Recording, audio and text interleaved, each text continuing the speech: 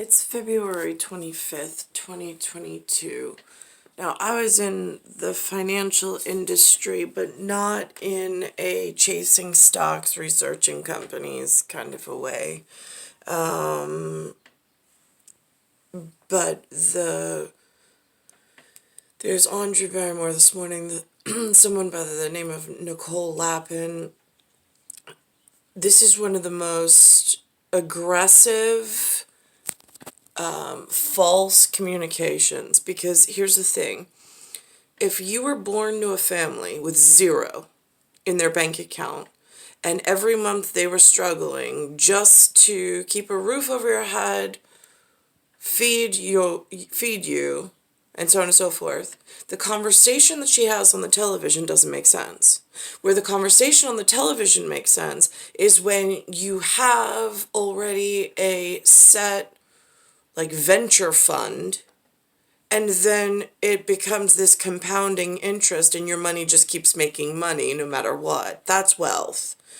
But for somebody who started with zero, somebody who was almost personally sanctioned, or family was personally sanctioned prior to their birth, so they inherited these personal sanctions that they're totally unaware of, and they're withheld by ancestral whatever into this and held down into this really dangerous position, while there are others who are able to find jobs that not only cover their money mechanics of the month, but on an annual they actually have excess and they're able to plan for things like retirement, things like whatever. The majority of what I've met ancestrally in my area that look like me have not had that luxury, ever. They are poor, they've been withheld from opportunity, and there's been no ability to save for anything. So when I see these conversations, they are a lie. They are a false advertisement. They are a false agenda. They are a false communicative whatever. It's false hope. I don't understand why anyone would be allowed to go onto the television and spout this stuff as if the person sitting trying to receive the message to look for ways to better their life, better their situation, actually had a chance at this. You don't have a chance unless you have some form of money mechanics, unless you have some form of nest egg, unless you have some form of pension. Why is it in the state of New York, in this disgusting situation I was born to, there was no pension even? I saw China yesterday on one of their shows. They have pensions, social pensions. The United States of America doesn't even have that. So where is the responsibility in New York? I'm just curious. When there's no social pension, there's no stipend, there's no nest egg, you're born to nothing. You're born to poverty, essentially. And there's nobody within your ancestral database of genetics that ever helps you out.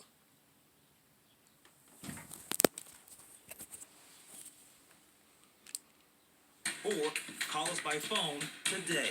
I find the entire conversation completely aggravating because it's not the first time I've heard it.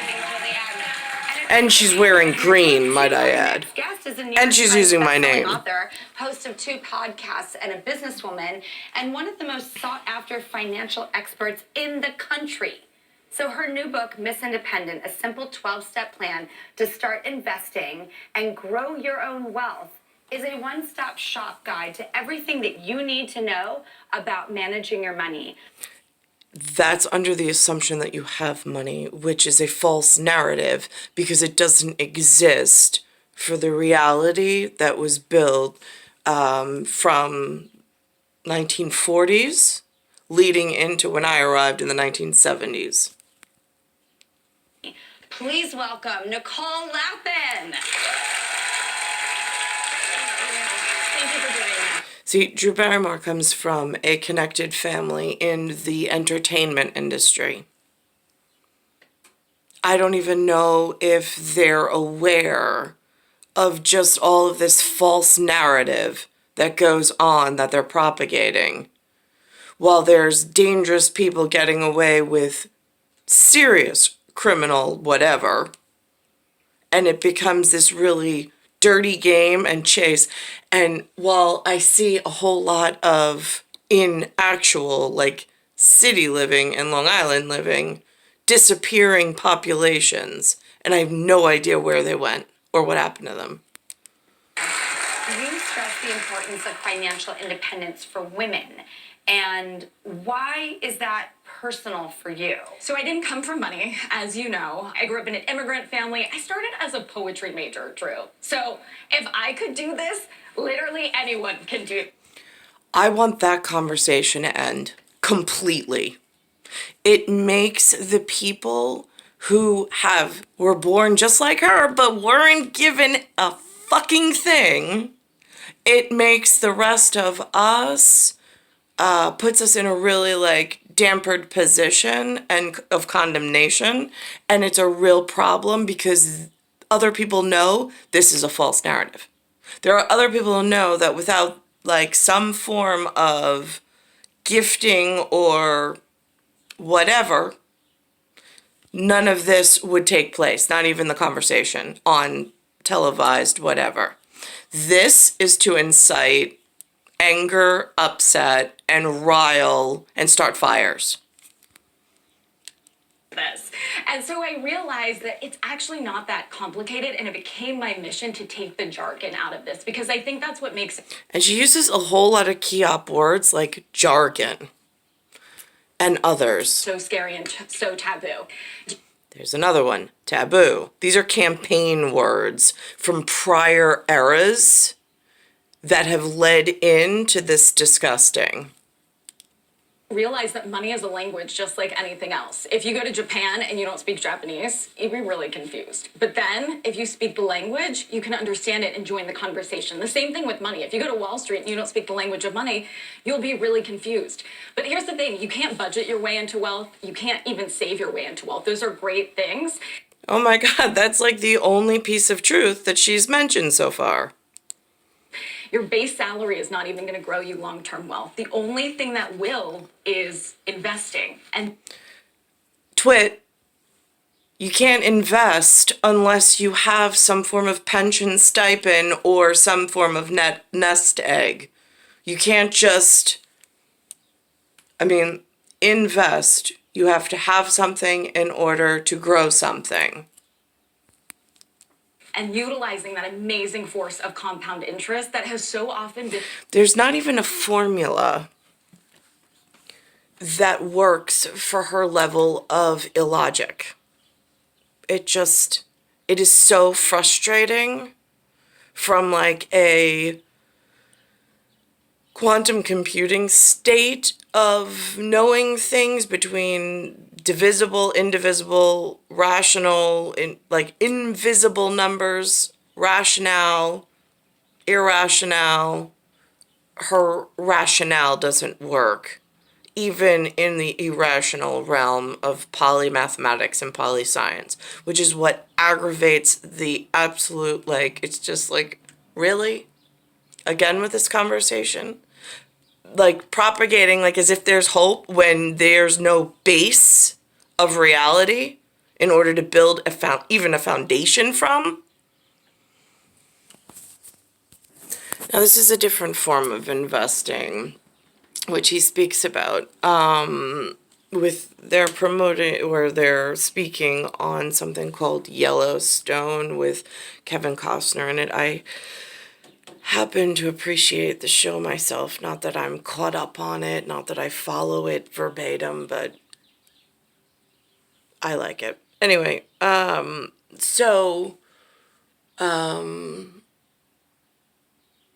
they're speaking about investing as in spoil, which is interesting because it's SP and then it's the oil. And they're talking with an audience member about finding out the ending first, which is where that word spoil even had to originate from in conversations such as this, which works its way back to, are you living day to day in your reality, or are there people living in the future, already guiding the future, that are spoiling some of the people that live day to day, and not in a like, you gave me everything and I should be so grateful, in like, you really fucking hurt me. People reports that the Apatows are, they like to kid around with each other. And when Maude recently posted about the latest episode of Euphoria, here's what Judd replied. Her dad said, "I'll watch it right after I finish Yellowstone," which I know is your favorite show. I love it so much. Well, I have news to tell you. So it takes me a minute to decide whether I'm going to binge a show because it's very serious, right? And I've been telling you, please binge Yellowstone. Well, I want you to know that I today pushed download on season 1. And so I will be starting it on the train today. Yellowstone, you may have just converted me in that way. Well, buckle up, Matthews. Buckle up, okay. And then we can talk about like who's more exciting and appealing because they all vie for first place. It's so fun. And one thing that came up in these stories today that I really thought was interesting, and I'd love to get your take on, everybody, is we're going to talk about spoilers. Oh. Now, I just assumed everyone hates a spoiler. It turns out some people love them. The Washington Post reports that some people want to know how a TV show ends before they watch it, or they like to read that last page of the book before they buy it. Very When Harry Met Sally. Mm-hmm. And some men like to know a woman's future in order to help them.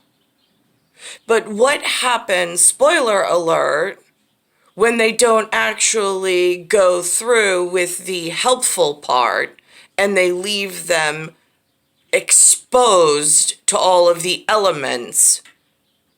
In polymathematics and polyscience and astrological programming and indoctrination, it's a set course of danger. So I don't understand why anyone would pull anything into that position, and why you wouldn't actively, if you have, why are you not helping the specific have-nots that have already been put into some spoiler category that could go either way, and really need to make sure that they are steered towards where you need them. And being harmed is not where you need them. That just means you didn't do your job properly. They say spoilers help them determine if they want to invest the time in a TV show, movie, book, and for some, knowing the outcome helps them enjoy the ride even more. Ross, thoughts? Well, I don't like to judge anybody. But something is seriously wrong with you. I don't like you. I don't know you. I don't want to know you. Why would you want to know how it ends? Why would you want to know that Carrie ended up with Big? Sorry if you didn't know. Why would you want to know that and not go on the journey of the character? You need help. I'm sorry, but you do. Okay, show of hands, who likes spoilers in the audience? Well, now listen, you look so normal to me sitting there. I see a woman right here in the front row. What is your name? And why did you raise your hand? My name is Karina, and when I go to the bookstore and pick up a book, I always go to the ending. If I don't like the ending, I don't buy the book. Now listen, you seem normal. Well, that's interesting choice of audience member for real world tie-in. Normal to me, right? You do. But don't you want to go on the journey, dear? Don't you want to, find out and see what happened? Yeah, but the ending of the book tells me whether or not the journey is going to be worth reading the rest of the book.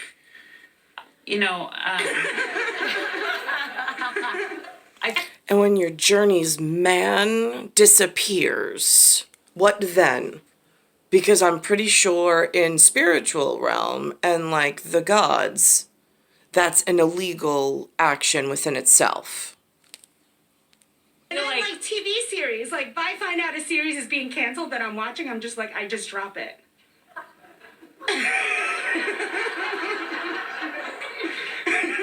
I'm sorry to disappoint. Well, you'll be happy to know Yellowstone just got picked up for I know, season 5. I've been binging all weekend. Thank you for participating. Thank you. I still don't get you, but thank you. I love that we can learn from each other. All right, next up, do you want to know what the end of the story is before I get to it? All right, next up, Now I kind of want to try it. Okay, scroll to the last line. I'll give you the last line. Yeah, See if do you it. like it. Do it. Dan, Scroll to will you go to the end? Here are the last line. Instead, why not give the bride a hand? All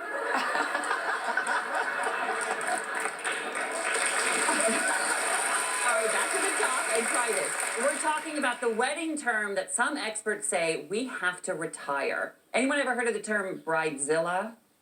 Uh-huh. Well, Insider reports that term was coined way back in the 90s, and it's been thrown about so much, but it is actually unfair. It is unfair, especially since here at Ride and Zill, it's off. That's really dangerous. Say planning a wedding real At Wedlock, since the wedlock was broken by I don't know whom. really is stressful and is emotional, and we don't need to demonize women who are just trying to pull together a big day under a ton of pressure. Instead, they say, why not give that bride a hand? Why not give the bride a hand? I'll tell you, I'm in the middle of planning a wedding right now.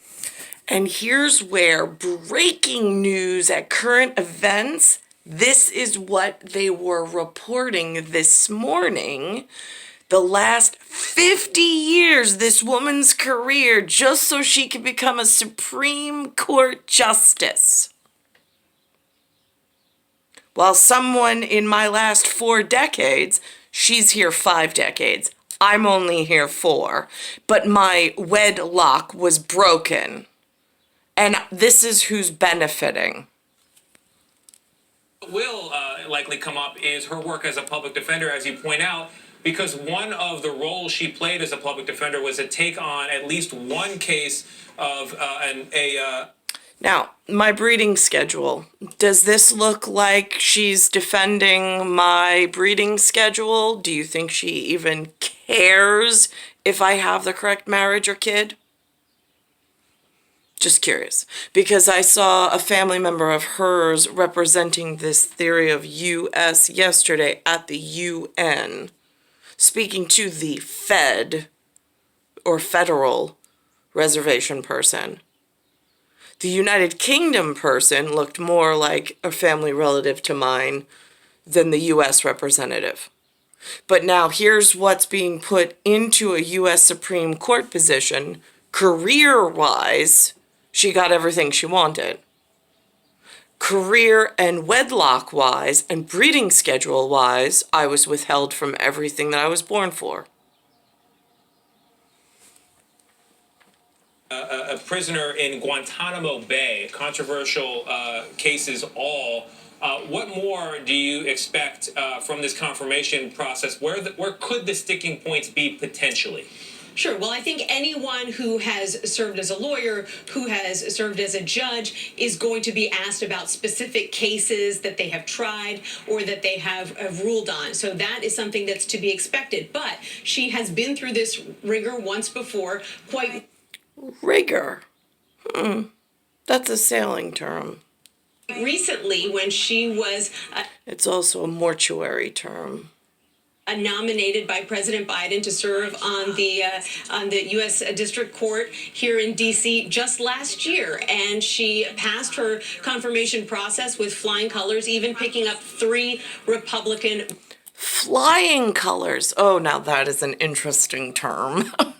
So no, that's Air Force related. That was an Air Force push because we have rigor, which means it's sailing. So that means it's big ships.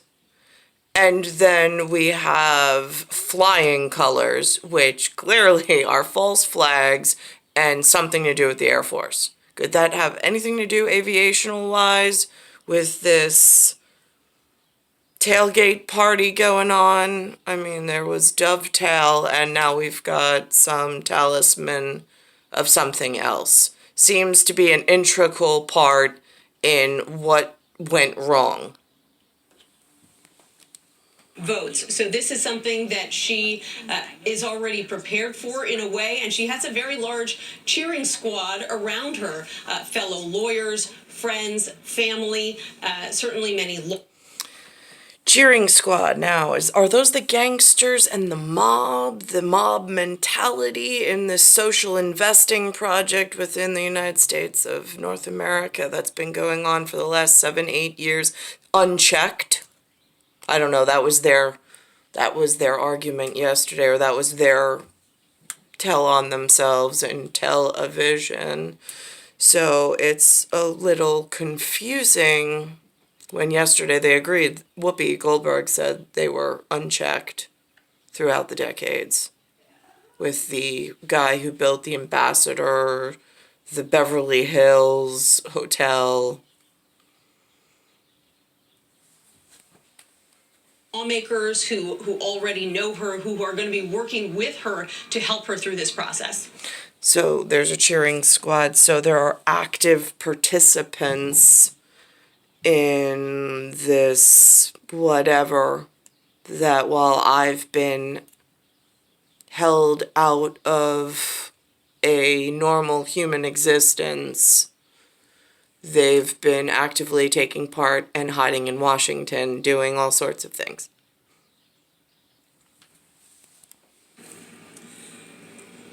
And so we'll see if she'll get the votes from Republicans in the Senate. Let's turn now to senior White House and political correspondent Ed O'Keefe. Ed, how did we get here? What happened during the 2020 election? What happened in the last administration that has led us to this pick, you think?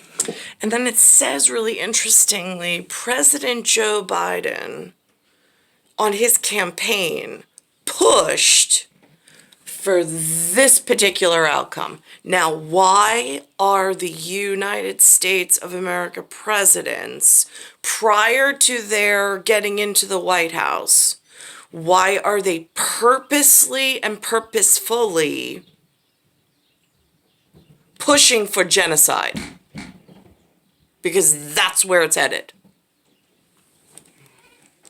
Well, part of the reason why the White House was so eager to announce this by today is tonight is exactly 2 years to the night that the president, as a candidate, vowed to nominate a black woman to the Supreme Court. It happened during the CBS debate in South Carolina.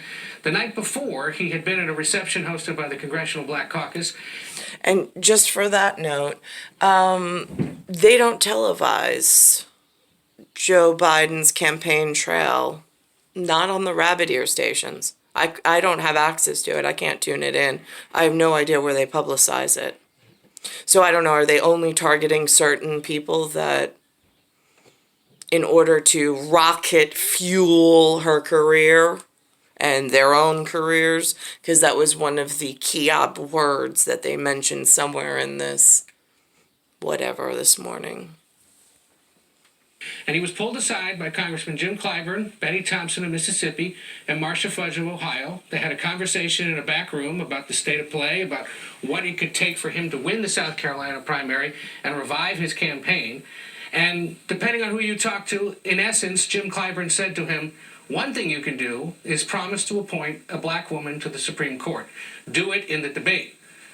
During that debate, first half of the debate, Biden had said nothing about it. Jim Clyburn went backstage to find him and said, no matter what the next answer is, just mention it.